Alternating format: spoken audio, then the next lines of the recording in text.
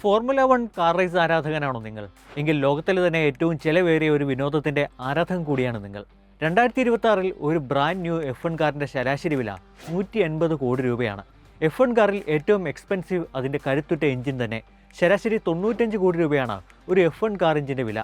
ഷാസിക്ക് ഏകദേശം 6.5 കോടി രൂപ വരും. ഫ്രണ്ട് റിയർ വിങ് സെറ്റിന് 2 കോടി രൂപയാണ് മൂല്യം. സാങ്കേതികതയുള്ള സ്റ്റിയറിങ്ങിന് 45 ലക്ഷം രൂപ വരെ വില വരും. നിരത്തിൽ പറക്കാൻ സഹായിക്കുന്ന ടയറുകൾക്ക് 2.5 ലക്ഷം രൂപയാണ് ശരാശരി വില. ലോകത്തെ ഏറ്റവും വിലയേറിയ F1 കാർ നിർമ്മിച്ചിരിക്കുന്നത് മെഴ്സിഡസ് ബെൻസ് ആണ്.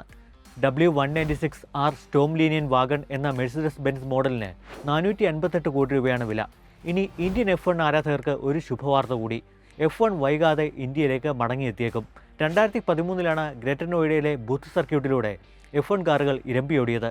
അമിത നികുതിയും അധികരിച്ച ചെലവുകളും സർക്കാരിൻ്റെ ഭാഗത്തുനിന്നുള്ള തടസ്സങ്ങളുമാണ് ഇന്ത്യൻ F1 ഗ്രാൻഡ് പ്രിക്ക് തടസ്സമായിരുന്നത്. കേന്ദ്ര സർക്കാരും F1 സംഘാടകരും തമ്മിൽ നടത്തിവരുന്ന ചർച്ച ഇപ്പോൾ വിജയത്തിലേക്ക് എത്തുന്ന സൂചനകളാണ് പുറത്തുവരുന്നത്.